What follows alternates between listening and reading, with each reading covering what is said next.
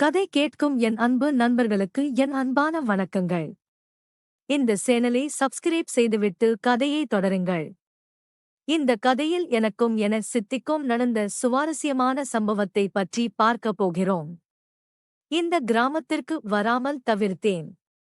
ஆனால் அம்மாவின் வற்புறுத்தலை மீற முடியவில்லை. வீட்டு வாசலில் நுழைந்த உடனேயே வாடா சுண்டைக்காய் சௌக்கியமாயிருக்கியா என்றபடி சிரித்தாள் சித்தி. அவள் அப்படி அழைத்ததும் என் முகம் சுருங்கியது. அருகில் நின்ற அம்மா சித்தி ஆசையா கேட்கிறாங்கல்ல, நல்லா இருக்கேன்னு சொல்லுடா என்று என் காதருகே கிசுகிசுத்தார். மிகுந்த எரிச்சலுடன் நல்லா இருக்கேன் சித்தி என்றேன். என் மனநிலையை உணர்ந்தவள் போல சரி சரி உள்ளவா வெயில்ல அலைந்து வந்திருக்க இளநீர் வெட்டி தரேன் குடி என்றாள். நான் மறுக்காமல் தலை அசைக்க அவள் உள்ளே சென்றாள். இத்தனை வருடங்களுக்குப் பிறகும் அவள் அந்த பட்ட பெயரை மறக்காமல் இருப்பது என் கோடை விடுமுறை உற்சாகத்தையே குலைத்துவிட்டது. என் பெயர் அரவிந்த். சென்னையில் பொறியியல் கல்லூரி மாணவன். கோடை விடுமுறைக்காகவும் எங்கள் குலதெய்வ கோயில் திருவிழாவுக்காகவும் அம்மாவின் சொந்த ஊருக்கு வந்திருக்கிறேன். அப்பாவுக்கு அலுவலக வேலைகள் இருந்ததால் வர இயலவில்லை. நான் பிறந்தது இந்த கிராமத்தில்தான். ஆனால் சிறுவயதிலேயே அப்பாவுக்கு சென்னைக்கு வேலை மாற்றம் கிடைத்ததால் நாங்கள் நகரவாசிகள் ஆகிவிட்டோம். அதன் பிறகு அம்மா எப்போதாவது வந்து சென்றாலும் நான் இப்போதுதான் முதன் முறையாக வருகிறேன். பூச்சி சித்தி. என் அம்மாவின் தங்கை பெயர் சுமதி. இளவயதிலேயே கணவரை இழந்தவள். பிள்ளைகள் இல்லை. கணவர் விட்டுச் சென்ற தென்னந்தோப்பையும் சொத்துக்களையும் தனி ஆளாக நிர்வகித்து வருகிறாள். வயதானாலும் தோற்றத்தில் ஒரு சுறுசுறுப்பான இளம்பெண் போலவே இருப்பாள். அவள் என் மீது உயிரையே வைத்திருக்கிறாள் என்பது எனக்கு தெரியும். சொந்த பிள்ளை இல்லாத இயக்கத்தை மற்ற பிள்ளைகள் மீது பாசம் காட்டி தீர்த்துக் கொள்கிறாள். ஆனாலும் அவள் என்னை அழைக்கும் அந்த பெயர், அதுதான் பிரச்சனை. சிறுவயதில் நான் மிகவும் ஒல்லியாகவும் குள்ளமாகவும் இருந்ததால் அந்த பெயர் எனக்கு நிலைத்துவிட்டது. அப்போதெல்லாம் அந்த பெயரை கேட்டால் கோபத்தில் கையில் கிடைத்ததை வீசி எறிவேன். இப்போது வளர்ந்து விட்டேன். ஆனால் அந்த பெயர் மட்டும் என்னை விடவில்லை. நாங்கள் வந்து சற்று நேரத்தில் சேலத்திலிருந்து மாமாவும் குடும்பத்துடன் வந்து சேர்ந்தார். மாமாவுக்கு 2 மகள்கள். சிறுமியாக பார்த்த அவர்களை இப்பொழுது வளர்ந்த குமரிகளாக பார்க்க ஆச்சரியமாக இருந்தது. அவர்கள் என்னை பார்த்து தங்களுக்குள் ஏதோ பேசி சிரித்துக் கொண்டார்கள். அது எனக்கு அவர்களை பார்த்த முதல் நொடியிலேயே ஒருவித வெறுப்பை உண்டாக்கியது. மாலையில் அம்மாவுடன் கோயிலுக்கு சென்றுவிட்டு இருட்டிய பிறகு வீட்டுக்கு திரும்பும்போது மாமா மகள்கள் வழியை மறித்து நின்றார்கள். வேண்டுமென்றே வம்பிழுத்து நான் நகர முயன்றபோது படிக்கட்டில் இறங்கும் சமயம் பார்த்து சுண்டைக்காய் என்று கோரசாக கத்திவிட்டு சிரித்தபடி ஓடினார்கள். எனக்கு ஆத்திரம் தலைக்கேறியது. இதற்கெல்லாம் மூல காரணம் சித்திதான்.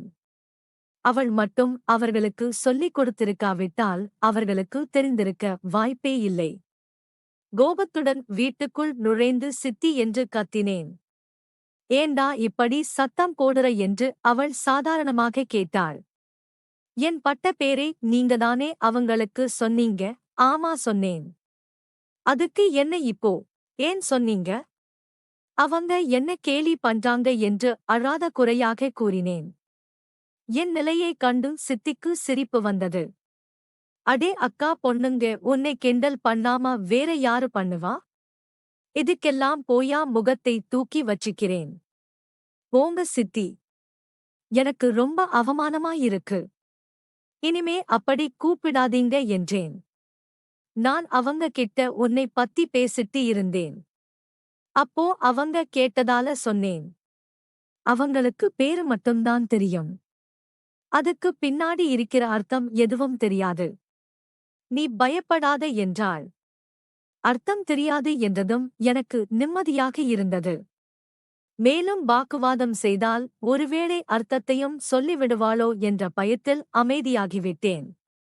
தயவு செஞ்சு இனிமே அப்படி மட்டும் கூப்பிடாதீங்க சித்தி என்று கெஞ்சலாக கேட்டேன். சரிடா கண்ணா, இனி கூப்பிடலை என்று அவள் உறுதியளித்தாள். அடுத்த 2 நாட்கள் திருவிழா கொண்டாட்டங்களில் கரைந்தன. ஆனால் என் மாமா மகள்கள் என்னை பார்க்கும் போதெல்லாம் அந்த பெயரைச் சொல்லி சீண்டுவதை நிறுத்தவில்லை. அவர்களை பிடித்து தண்டிக்க வேண்டும் என்ற வன்மம் எனக்குள் வளர்ந்தது. எல்லாவற்றுக்கும் காரணம் சித்திதான் என்று அவள் மீது கோபம் புகைந்து கொண்டே இருந்தது. 4வது நாள் காலையில் அரவிந்த் தோப்புல கொஞ்சம் வேலை கிடைக்கு. சித்தி தனியா கஷ்டப்படுறா, நீ போய் கொஞ்சம் உதவி பண்ணிட்டு வா என்று அம்மா உத்தரவிட்டாள். எனக்கு விருப்பமே இல்லை என்றாலும் அம்மாவிடம் திட்டு வாங்க விரும்பாமல் கிளம்பினேன். அது ஊருக்கு வெளியே ஒதுக்குப்புறமாக இருந்த ஒரு பெரிய தென்னந்தோப்பு. உரித்த தேங்காய்களை ஓரிடத்தில் சேர்ப்பது, காய்ந்த மட்டைகளை அள்ளுவது, வாய்க்காலை சுத்தம் செய்வது என அவள் பம்பரமாக சுழன்று வேலை செய்தாள். நானும் பேருக்கு சில உதவிகளை செய்தேன். வேலைகள் முடியும் போது நண்பகலாகிவிட்டது. வெயில் மண்டையை பிளந்தது. அப்பாடா, ஒரே வேர்வையா இருக்கு என்றவள். நான் பம்பு செட்ல குளிச்சிட்டு வரேண்டா என்றாள். அவள் குரலில் திரிந்த தனிமை என்னை ஒரு கணம் பாதித்தது.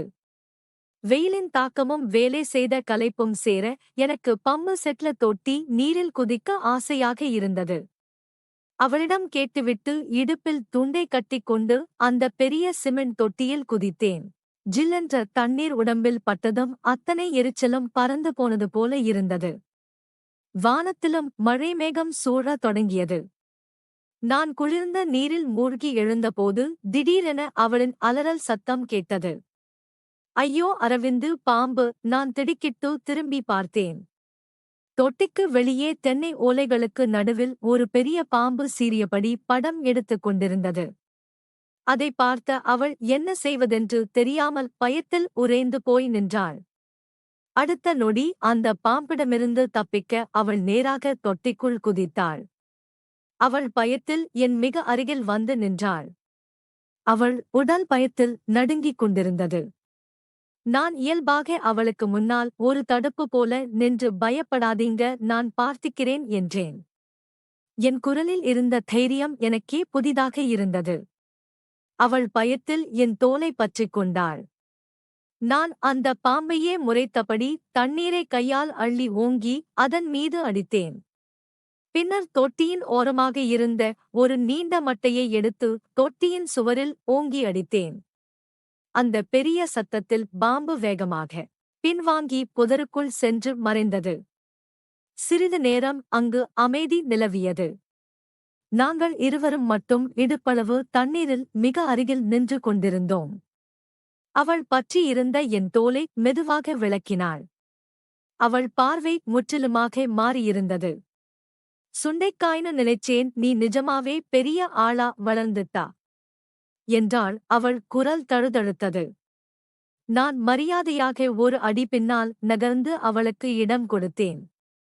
அவள் ஒரு தடுமாற்றமான புன்னகையுடன் வந்தேன், அப்படியே ஒரு முங்கு போட்டுட்டு போயிடுறேன். உடம்பெல்லாம் ஒரே தூசியாயிருக்கு என்றாள். நானும் தலை அசைத்தேன். இருவரும் சில நிமிடங்கள் அமைதியாக குளித்தோம். அந்த மௌனத்தை அவளே கலைத்தாள்.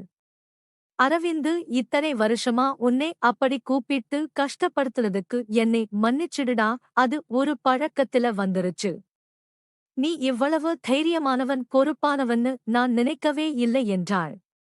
அவள் குரலில் உண்மையான பாசம் தெரிந்தது. அப்பொழுது மழை பொழிய ஆரம்பமானது. அவள் என் கண்களையே பார்த்தாள். அவளுக்குள் ஒரு போராட்டம் நடப்பதை என்னால் உணர முடிந்தது. வெளியே பெய்து கொண்டிருந்த மழையின் சத்தம் மீண்டும் எங்கள் காதுகளுக்கு கேட்டது. அந்த இடுப்பளவு தண்ணீரில் எங்கள் இருவரின் பார்வைகளும் முதலில், பிறகு மழையின் சத்தத்துடன் எங்கள் இதயங்களும் ஒன்றா.